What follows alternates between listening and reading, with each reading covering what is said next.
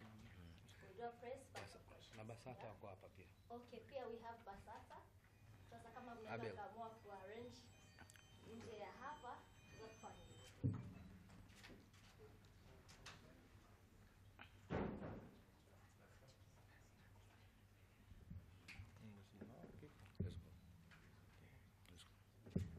I thought you were going to ask the question. You start. I start? Yeah. Or should I start? Okay. Habari zenu. Mimi naitwa Mantana. Mkurugenzi wa Shredder Vibes. Niko hapa leo kwa ajili ya kuwajuza na kuhakikishia Tanzania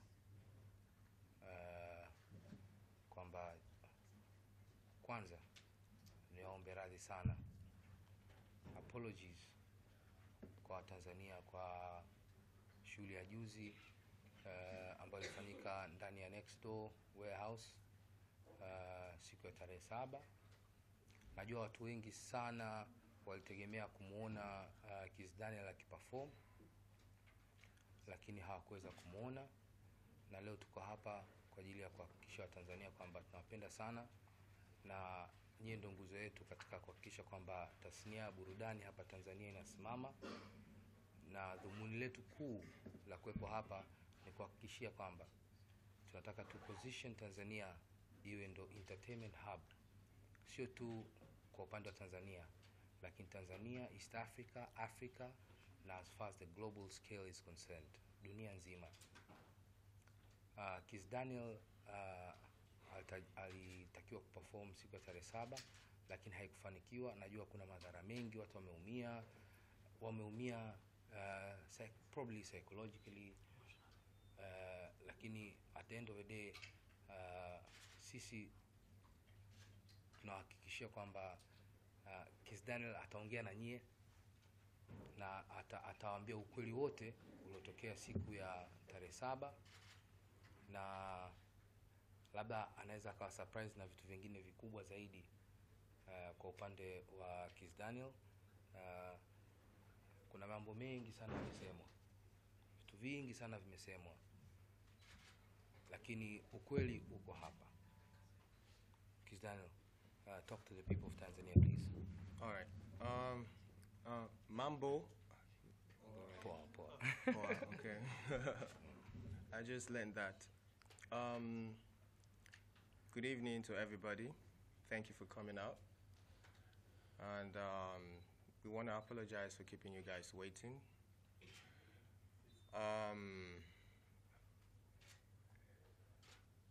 So I would like to start from the get-go. I was contracted by an agency, back home to perform here in Tanzania, August 7th. I was supposed to be in Uganda August 6th. So I felt, okay, well,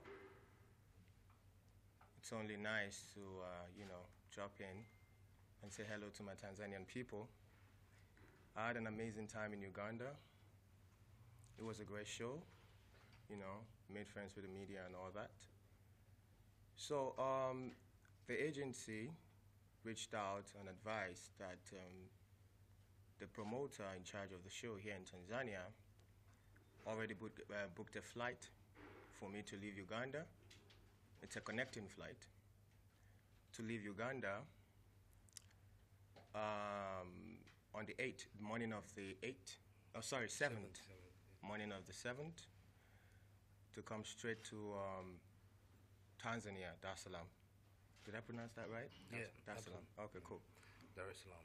Dar es Salaam. Okay. It's a beautiful city, by the way. Oh yeah, I know. Beautiful people too. And people love you. I know. So much. I know. All right, so I left the hotel at Uganda exactly 6 a.m. in the morning. I head straight to the airport, caught the flight, but unfortunately, the airline delayed the flight like an hour in Uganda. But we still got on the plane, and then we flew into Nairobi, Kenya. On getting to Kenya, the connecting flight from Kenya to Dar es Salaam left. So we communicated this to the organizers, the promoters of the show, that this is the situation right now. As it is, we can't be, because we got to Nairobi 12 o'clock, 12 p.m., 12 noon. And we communicated to the organizers and the promoters that, look, this is the situation on ground. The flight got delayed, so we missed the connecting flight. What's the situation? Can we still make the show? Oh yes, and they confirmed to me that they can get the next available flight to Dar es Salaam for 9:45. 8:45 p.m. 8:50 actually. 8:50. For 8:50 p.m. You're supposed to be 6 and then 8:50. Oh, okay, yeah, 8:50 p.m. So I was in Nairobi, Kenya for 8 hours. I was at the airport, at the lounge at the airport. It was filled up with people, by the way, because a lot of the flight got canceled and got delayed that day. So we managed to stay in Nairobi for 8 hours. The time, 8:45, we got on the plane, we flew straight to Dar es Salaam. We got to Dar es Salaam, I think we landed around past 11. About midnight. Yeah, around midnight, yeah. So unfortunately, getting to Dar es Salaam, we realized that the airlines forgot our bags in Nairobi, Kenya, along some of the equipment we'll be needing for the performance that night. The gears, the costumes, and all that. So we communicated yet again to the organizers that, look, this is the situation on ground. We spoke to the airlines. They assured us that, okay, fine, we'll get the bags. We'll try and work how we can find the bags and get them across to you. So the organizer assured me that I can still be on stage by 3 a.m. in the morning. So I worked with them on that and said, okay, no problem. I'll compromise. We can let go of that. Let's go. Let's make the show happen. So we left the airport. We got to the hotel at around 1:30 in the morning. Yeah, we got to the hotel at around 1:30 in the morning. Yeah. Okay. You good, bro? Nah. All right, cool. So so I sent my band to the venue, yet of course to get everything settled for the performance, to do the sound check. Although I was supposed to be there, because that's how I do my sound check. There are videos of me doing my sound check in Uganda. It was me, my band, and some of the fans. We had fun. It was good. So I said, okay, fine. I'll stay back, because I realized that the fans were already at the venue. Like thousands of the fans were there already waiting for me to perform, waiting for me to get on stage, so it wouldn't be advisable for me to go down there to do the sound check. So I sent the band over to make sure, okay, let's see what we can let's see what we can do with the available setup. Unfortunately, they were rushed off the stage because the fans already are supposed to be in the venue.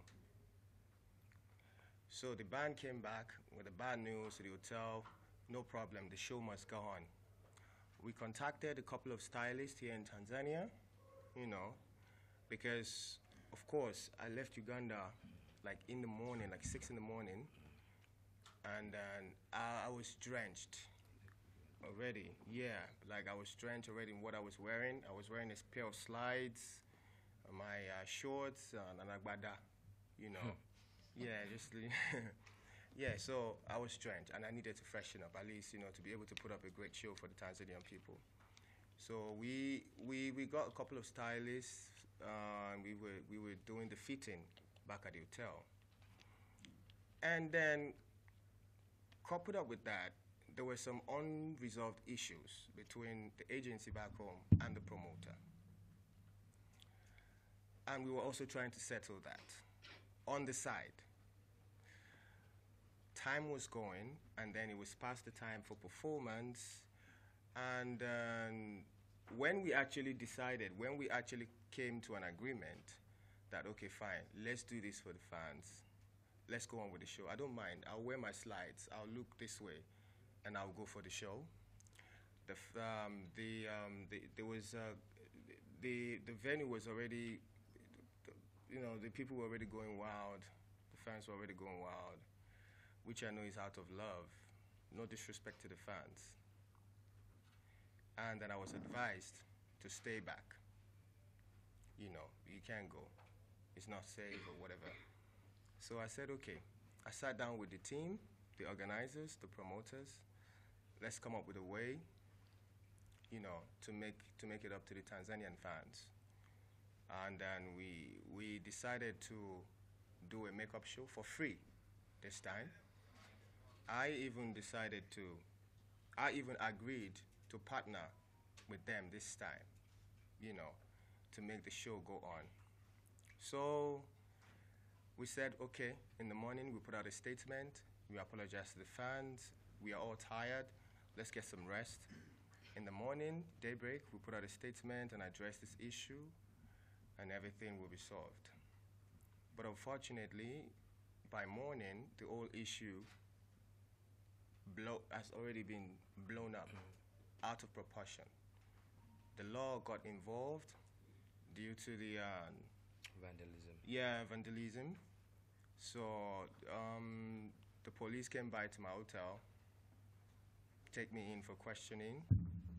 It wasn't an arrest, by the way. So they took me in for questioning as to why my name keeps coming up. How are you connected to the destruction of this property? So I went in, I gave my statement, and here we are. I sat down with the promoters and the organizers and say, you know what? I love my people in Tanzania. They've been supporting my music. Buga was #1 here when I released it too, and even the official video for Buga had the flag of Tanzania in it. Absolutely. Yeah. 2015, Yeah. I've been here 2015. I've been here. I come here. I went to Zanzibar. Really? Yeah. I was here. I come here often, to chill and have fun because I love the people of Tanzania. Obviously, good energy, great vibe. So yeah.